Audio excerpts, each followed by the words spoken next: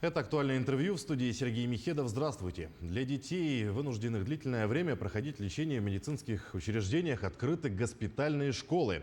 В нашем регионе первая такая школа была организована в республиканской больнице номер 1 в Национальном центре медицины. Подобные школы открыты во многих регионах страны. В эти дни в рамках конференции, организованной проектным офисом «Учим, знаем», организаторам таких школ, происходит обмен опытом, подводят итоги деятельности школ. Гость студии сегодня Сергей Шариков, руководитель проекта госпитальных школ России «Учим, знаем». Сергей Витальевич, здравствуйте. Здравствуйте. Образовательный инновационный проект госпитальных школ России «Учим, знаем» был запущен в 2014 году. В чем уникальность проекта «Учим, знаем»? На самом деле, суть и основное содержание такого проекта – это сделать все возможное, чтобы дети, которые в силу тяжелого заболевания и которые находятся долгое время на лечении в медицинских стационарах, получали полноценное образование, были заняты абсолютнейшим делом, общением и, насколько это возможно, были отвлечены от медицинских процедур, связанных именно с прохождением лечения в больнице. Вот для этого создавался такой проект. Проект возник прежде всего в крупных медицинских центрах в Москве, в Петербурге, куда дети приезжают на лечение со всей России, в том числе и из Республики Саха-Якутия, и где действительно появилась необходимость сделать так, чтобы ребенок прежде всего развивался, то есть занимался тем, чем занимаются абсолютно все дети. Вот такой проект появился, и на сегодняшний день уже в более 50 регионах России, в крупных детских стационарах находятся такие госпитальные школы. Но в каких регионах открыты представительства школы проекта «Учим, знаем», а какие из них могут стать примером для подражания? Может, на самом деле все школы уникальны, они все не похожи друг на друга и в чем-то для друг друга являются примерами. Флагманская площадка находится в Москве, в Национальном медицинском исследовательском центре детской гинекологии, онкологии и иммунологии Дмитрия Рогачева. Это единственный в мире центр, который назван именем не выдающегося ученого и деятеля, а именем мальчика, который тяжело болел и который мечтал, чтобы жизнь в больнице приносила радость, насколько это возможно. И, может быть, обывателю кажется это странным, болезнь и радость, но когда ты болеешь долго и принимаешь уже это состояние, в каком-то смысле продолжаешь ежедневно проходить эти процедуры, привыкаешь к ним, то именно школа с ее вот такой полноценной средой становится элементом, показывающим путь к социальному выздоровлению наряду с лечением. Дальше появились школы уже в других регионах, и сегодня эти школы от Владивостока до Калининграда, и перечислять их нет все смысла. А в Республике Саха-Якутия такую школу мы открыли в 2018 году. Ну вот с того времени она и развивается. Как вы оцениваете работу госпитальной школы в Якутии? Школа действительно по-своему уникальна. Мы открылись буквально за полтора года, когда началась пандемия, которая внесла свои коррективы в работу педагогов. И нам очень приятно, что 132-я школа, это школа города Якутска, которая стала оператором этой работы, прошла за это время путь подготовки, потому что не любой учитель способен войти в палату к больному ребенку, это в основном дети больные раком, найти правильный путь общения с этим ребенком, с его родителем, с медицинским персоналом. То есть нужно было пройти путь подготовки, и эти все уже стадии вот этой работы позади. Мы можем констатировать, что сегодня дети, которые проходят лечение в Национальном центре медицины, продолжают учиться, а значит выздоравливать и возвращаться в свои родные школы без потерь. Вот это для нас является очень важным. Какие перспективы у проекта вообще в Якутии? Планируется ли открытие дополнительных площадок в регионе? На самом деле речь идет именно о тех больницах, где находятся дети, которые тяжело болеют, которые именно долго времени проводят в медицинских стационарах. Более того, которые мигрируют по этим стационарам, лечатся здесь, потом переезжают по необходимости в федеральные стационары, возвращаются домой. Не всегда могут сразу вернуться в школу. И, конечно, прежде всего, это речь идет о таких заболеваниях, как детский рак, это трансплантация органов, это осложнение в ряде других заболеваний. То есть, конечно, речь не идет о каждом ребенке, который там на неделю попал в медицинский стационар. Наверное, если к такому ребенку придут учителя, он скажет, ну что такое, вы еще здесь. Он подумал, ну вот заболел, немножко отдохну. А вот дети, которые болеют тяжело, поверьте, вакуум социальный, который образуется, он погружает их в атмосферу уныния. И когда это атмосфера наполняется жизнью, для них это глоток свежего воздуха. Наши дети очень жадно учатся. Поэтому, прежде всего, мы говорим сегодня о том, чтобы развивать количество детей, до которых может дойти такая система.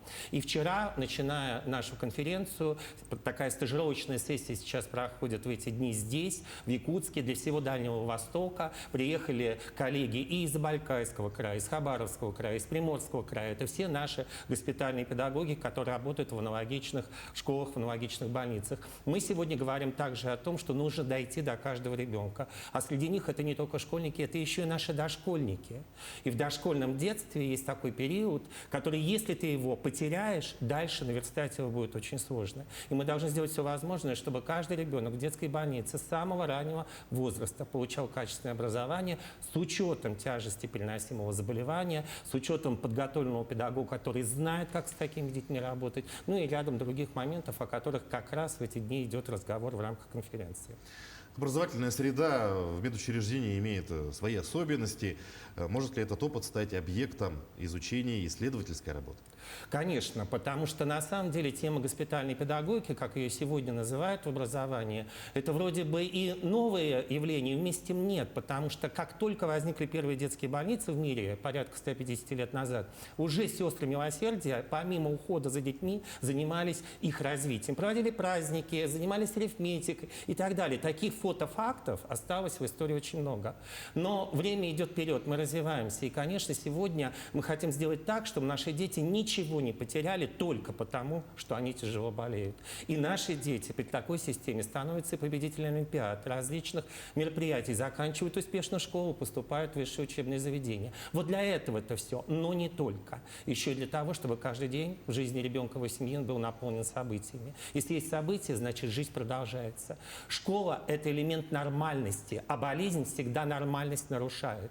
Поэтому, когда есть школа, когда она приходит в медицинский стационар, это вселяет уверенность и в ребенка, и в членов его семьи, что жизнь продолжается в своем ритме, и болезнь не перевернула окончательно все. Вот для этого, собственно, мы и работаем. И, конечно, исследования, которые позволяют нам по-новому искать, как работать с такими детьми, как ориентироваться на ситуацию, которую нам подсказывает медицина, какие дефициты образуются у ребенка, когда он болеет, получает ту или иную терапию, например, химиотерапию. Как вот здесь искать подход, вот в этом и есть исследовательский элемент.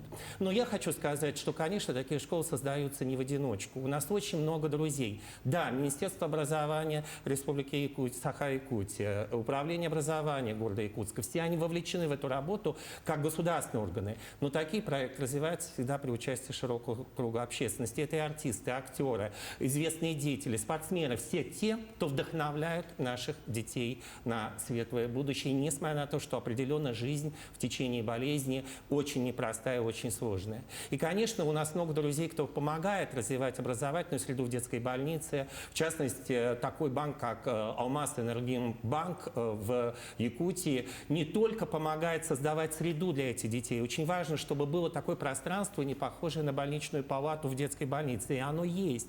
Это и фонд «Праздник жизни» благотворительный. То есть многие структуры, которые создают именно социальную среду благополучия ребенка и его семьи. И, пользуясь случаем, мне, конечно, от имени всего федерального проекта, от нашей большой команды, которая насчитывает 1000 учителей в России, работающих с детьми в детской больнице, поблагодарить этих людей, потому что без них невозможно было бы до конца вот эту вот полноценность жизни ощутить. Это очень важно. Госпитальные педагоги каждый год побеждают специальные номинации за творческую работу с детьми, находящимися на длительном лечении в рамках Всероссийского национального конкурса «Учитель года России».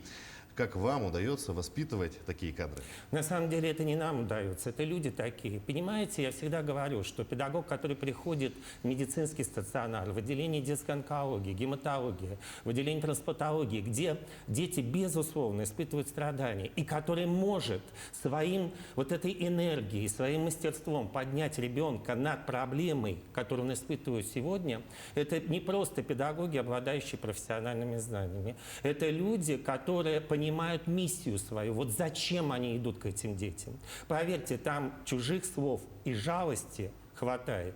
Там не нужны другие, там нужен позитив.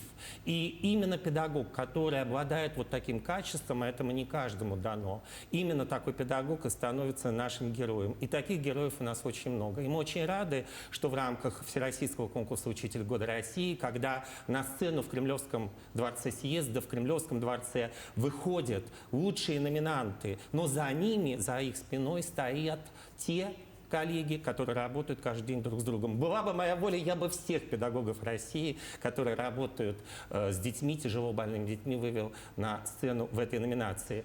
Сергей Витальевич, спасибо, что нашли время, пришли к нам, ответили на наши вопросы. Желаем вам дальнейших успехов в работе.